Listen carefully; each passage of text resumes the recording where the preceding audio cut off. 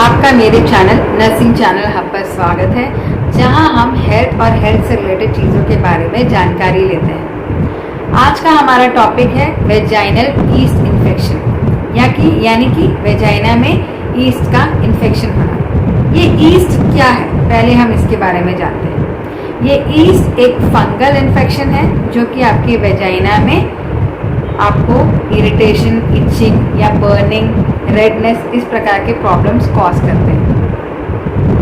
हर 4 में से 3 महिला को ये ईस्ट इन्फेक्शन होने के चांसेस हैं। तो मतलब आप ये मान के चलिए आपके पूरे जीवन अंतराल में कम से कम आपको 1 से 2 बार ये इन्फेक्शन हो सकता है। अब जानते हैं कि ये ईस्ट इन्फेक्शन किस फंगस के कारण होता है। इस फंगस का नाम है कैंडिडा एल्बिकेंस, जो कि वेजाइना में इन्फेक्शन कॉज करता है। अब जानते हैं कि ये ईस्ट इन्फेक्शन होता क्यों है। यहाँ पर मैंने एक स्लाइड बनाया हुआ है। इस स्लाइड में आप लिस्ट देख सकते हैं जहाँ पर ईस्ट इन्फेक्शन के कारण दिए गए। तो आइए जानते हैं एक एक करके कि ये ईस्ट इन्फेक्शन कैसे कॉज करता है। पहला लिखा है एंटीबायोटिक्स। एंटीबायोटिक्स अगर हम ज़रूरत से ज़्यादा उपयोग करें, जैसा कि हम आजकल करते हैं जब हमें कोल्ड हो जाता है या वायरल इन्फेक्शन हो जाता है और हम बिना किसी डॉक्टर के एडवाइस के एंटीबायोटिक्स का ज़रूरत से ज़्यादा यूज़ करते हैं। जब हमें ज़रूरत हो तब भी, ज़रूरत ना हो तब भी, क्योंकि हमें तो ये पता नहीं होता और हम उसे अननेसेसरीली मिसयूज़ करते हैं। लेकिन हम ये नहीं जानते कि एंटीबायोटिक्स जब हम खाते हैं तो उसका शरीर में अगर बेनिफिट हो तो उसके कुछ दुष्प्रभाव भी हैं। अब उसके क्या दुष्प्रभाव हैं? हमारे बॉडी में अगर हम ज़रूरत से ज़्यादा एंटीबायोटिक्स खाएं तो शरीर में नॉर्मल बैक्टीरिया होते हैं, उसके लेवल को ये गड़बड़ करता है, इम्बैलेंस करता है। वैसे ही हमारे वेजाइना में भी कुछ नॉर्मल बैक्टीरिया होते हैं। ये नॉर्मल बैक्टीरिया का काम क्या होता है? हमारे शरीर में इन्फेक्शन से हमको बचाना, वेजाइना को इन्फेक्शन से बचाना। लेकिन जब आप एंटीबायोटिक्स का प्रयोग करते हैं तो एंटीबायोटिक्स बुरे बैक्टीरिया के साथ साथ अच्छे बैक्टीरिया को भी ख़त्म कर देता है। उस वजह से वेजाइना में रहने वाले नॉर्मल बैक्टीरिया को भी ये ख़त्म कर देता है, जिस वजह से ये अच्छे बैक्टीरिया जो आपको इन्फेक्शन से आप बचा रहे थे, अब वो अगर ख़त्म हो गए होंगे तो आपको इन्फेक्शन से कौन बचाएगा? जाहिर सी बात है, तब आपको इन्फेक्शन होने के चांसेस ज़्यादा है। इसलिए ये कहा जाता है कि एंटीबायोटिक्स बिना डॉक्टर के प्रिस्क्रिप्शन के बिल्कुल ना लें, क्योंकि इसके बहुत सारे साइड इफ़ेक्ट्स भी हैं। दूसरा कारण है प्रेगनेंसी। प्रेगनेंसी में आपको ईस्ट इन्फेक्शन होने के चांसेस ज़्यादा हैं। क्यों है? क्योंकि प्रेगनेंसी में नॉर्मली हमारे शरीर में बहुत सारे हार्मोनल चेंजेस होते हैं और ये हार्मोनल चेंजेस वेजाइना में पीएच के लेवल को भी, के बैलेंस को भी डिस्टर्ब करते हैं, जिसके कारण आपको ईस्ट इन्फेक्शन होने के चांसेस ज़्यादा है। तीसरा कारण है अनकंट्रोल्ड डायबिटीज़। अनकंट्रोल्ड डायबिटीज़ यानी कि अगर आपका शुगर कंट्रोल्ड नहीं है तब भी आपको ईस्ट इन्फेक्शन हो सकता है। कैसे? जब आपके शरीर में शुगर की मात्रा बढ़ जाती है तो ये शुगर आपके यूरिन के द्वारा बाहर निकलता है, जिस वजह से वेजाइना में शुगर की मात्रा बढ़ जाती है और ये शुगर बैक्टीरिया के ग्रोथ को या फंगस के ग्रोथ को बढ़ावा देता है, जिसके कारण आपको ईस्ट इन्फेक्शन होने के चांसेस ज़्यादा हैं। इसलिए आपको आपके शुगर को कंट्रोल करके रखना बहुत ज़रूरी है। नेक्स्ट कारण लिखा है impaired immune system. Impaired immune system का मतलब अगर आपकी इम्यून सिस्टम वीक हो गई है तब आपको कोई भी प्रकार के इन्फेक्शन होने का रिस्क ज़्यादा होता है। उसी प्रकार आपको ईस्ट इन्फेक्शन भी होने का रिस्क ज़्यादा होता है। जैसे कि अगर आप स्टीरॉयड ले रहे हैं या फिर आपको HIV इन्फेक्शन है या कोई और ऐसे कारण जिसमें आपका इम्यून सिस्टम वीक पड़ गया है, ऐसे में आपको इन्फेक्शन होने का खतरा ज़्यादा होता है। नेक्स्ट है अगर आप किसी प्रकार का ओरल कॉन्ट्रासेप्टिव्स या हार्मोनल पिल्स ले रहे हैं तब आपको ईस्ट इन्फेक्शन होने का चांस ज़्यादा है। ऐसा इसलिए क्योंकि जब ये पिल्स आप लेते हैं तो आपके शरीर में ईस्ट्रोजन नामक हार्मोन का लेवल बढ़ जाता है और अगर ये हार्मोन बढ़ जाए तो ये हार्मोन ईस्ट इन्फेक्शन के जो बैक्टीरिया है उसके ग्रोथ को बढ़ावा देते हैं। सीधे सब शब्द में हम ये कहें तो ईस्ट्रोजन हार्मोन अगर शरीर में बढ़ जाए तो आपके शरीर में फंगल इन्फेक्शन होने का चांसेस ज़्यादा है, जो कि ईस्ट इन्फेक्शन कॉज करता है। तो इसलिए जो है ये आपके 5 कारण हैं। इसके अलावा और भी कई कारण हैं जो ईस्ट इन्फेक्शन कॉज करते हैं, पर ये इम्पॉर्टेंट कॉजेस हैं जो ईस्ट इन्फेक्शन को बढ़ावा देते हैं। अब हम नेक्स्ट देखते हैं कि ईस्ट इन्फेक्शन के क्या लक्षण हैं, जिसे हम साइन एंड सिम्टम्स कहते हैं। यहाँ पर हम देख रहे हैं, एक एक करके हम देखेंगे कि ईस्ट इन्फेक्शन के क्या साइन एंड सिम्टम्स हैं। देखते हैं ईस्ट इन्फेक्शन के क्या क्या लक्षण होते हैं। जब आपको ईस्ट इन्फेक्शन होता है तो आपको वेजाइना में इचिंग होता है। इचिंग का मतलब खुजली होना, फिर वहाँ हमेशा इरिटेशन रहेगा। इसके अलावा आपको पेन हो सकता है, रेडनेस हो सकता है, या फिर वहाँ पे डिस्चार्ज ज़्यादा जा सकता है, या फिर जो डिस्चार्ज की मात्रा होती है वो थोड़ी सी मोटी हो जाती है, थिक डिस्चार्ज होती है, और इसमें कोई स्मेल नहीं आती, किसी भी प्रकार की स्मेल नहीं आती। और ये कैसे दिखने में कैसा होता है अगर आप पूछेंगे तो कॉटेज चीज़ अपीयरेंस। कॉटेज चीज़ मतलब पनीर की तरह होता है। तो आप नॉर्मल वेजाइनल डिस्चार्ज और इस डिस्चार्ज के बीच में डिफरेंस पता कर सकते हैं कि नॉर्मल डिस्चार्ज जो है इतना मोटा नहीं होता, प्लस ऐसे चीज़ के जैसे, पनीर के जैसे नहीं दिखता।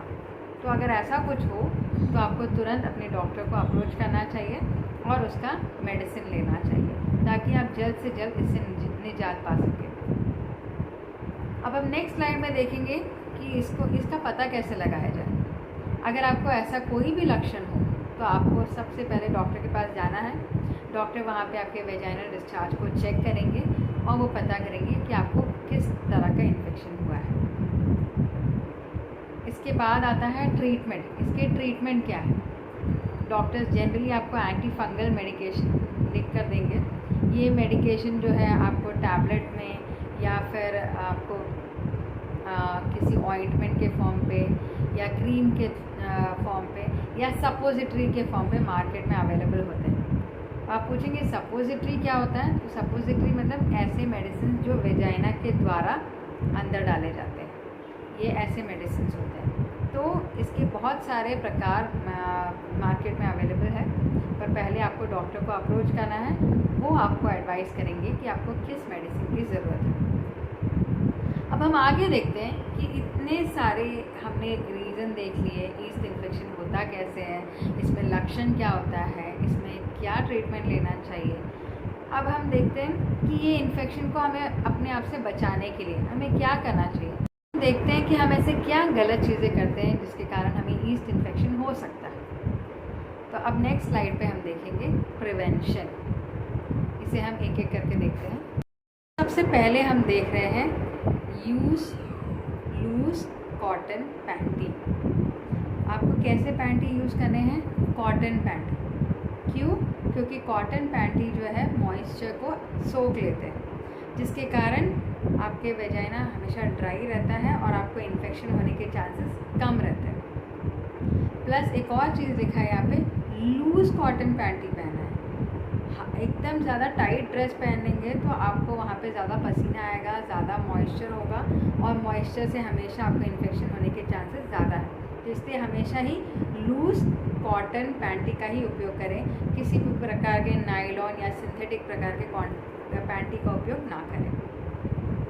दूसरा है अवॉइड वेजाइनल डाउच।